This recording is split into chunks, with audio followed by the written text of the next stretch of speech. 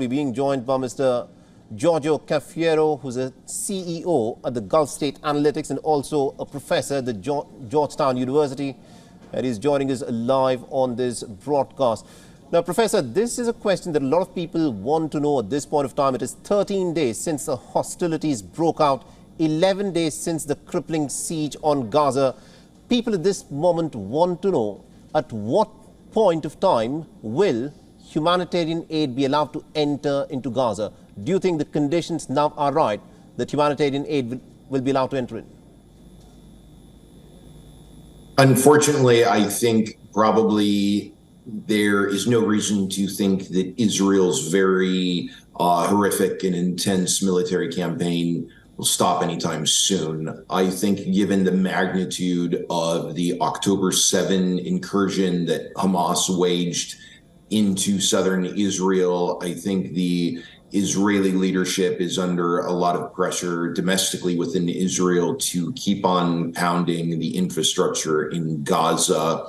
Eventually, the dust will settle. Eventually, there will be some form of a ceasefire in one form or another, but we're not there yet. And I'm not expecting any ceasefire, which would be absolutely necessary for the humanitarian groups to come in and begin doing their work effectively. I don't see that happening anytime soon, and that's unfortunate. At this moment, do you think Israel has a clear strategy on how to get back the captives, the hostages that Hamas has taken into custody? Because what we are seeing at this moment is only a relentless air campaign to bomb as many targets as possible in the Gaza Strip. Israel claims that these are all Hamas targets. But from the horrific visuals that are coming out, what is clear is that the collateral damage in terms of civilians who are losing their lives appears to be tremendous. Does Israel have a clear strategy as this war progresses? Israel does not seem to have any sort of a realistic end game right now. Again, going back to October 7th and how that impacted Israel, that was an incursion that very much traumatized Israel. The Israelis are not used to suffering those kinds of attacks. The Israelis are accustomed to living in sort of a high-tech fortress where they're protected from groups in Gaza and elsewhere. So, like I said, Israel is in a very traumatized state right now. And the Israelis are really seeking revenge. They're seeking to impose collective punishment on the 2.3 million people in Gaza. I'll remind your viewers that half of those people are children. Absolutely. Israel is focused, like I said, on revenge in punishing not just Hamas, but punishing 2.3 million human beings in Gaza. But when we get to these questions about what's the end game, like I said, it's clear that Israel simply doesn't have one. Right. Okay, so let's just assume that Israel can wipe out much of the Hamas infrastructure, much of the civilian infrastructure in Gaza. What comes next? Do you think that all of a sudden... That actually brings me to the next question. Since last Friday, Israel has been talking about a potential ground offensive. It's mobilized an estimated 360,000 soldiers and reservists. We've been waiting since Friday evening. Today is Thursday now.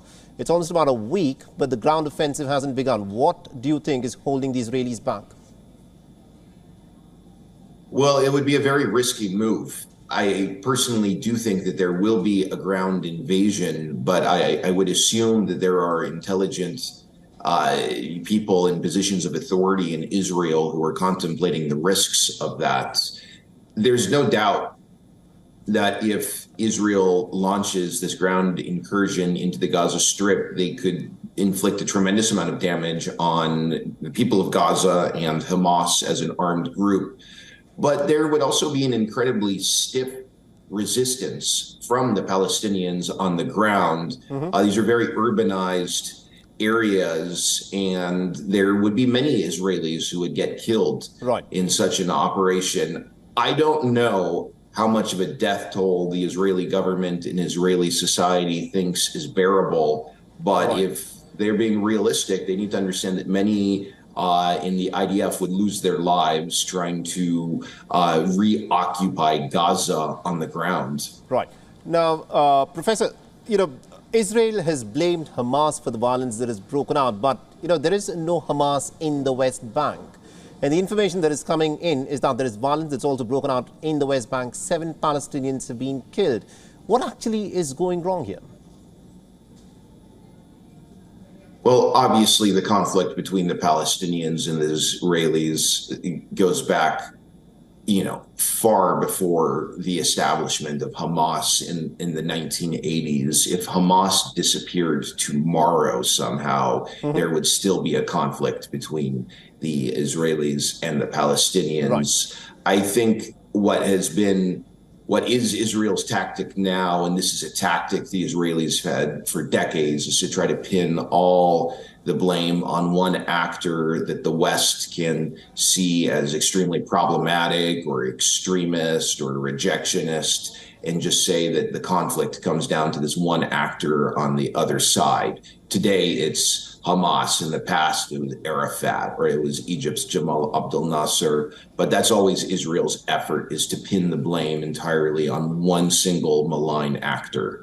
I think that's the nub of this issue. Thank you very much indeed, Professor, for joining us and getting us all those insights. It remains to be seen as to what, of course, happens in the next 24 to 48 hours, because the key question, of course, is will humanitarian aid, now be allowed to pass through the Rafah crossing, or will there be some roadblocks which, of course, spring up? And it's still not clear as to what Israel's end game in this war at this moment is. WION is now available in your country. Download the app now and get all the news on the move.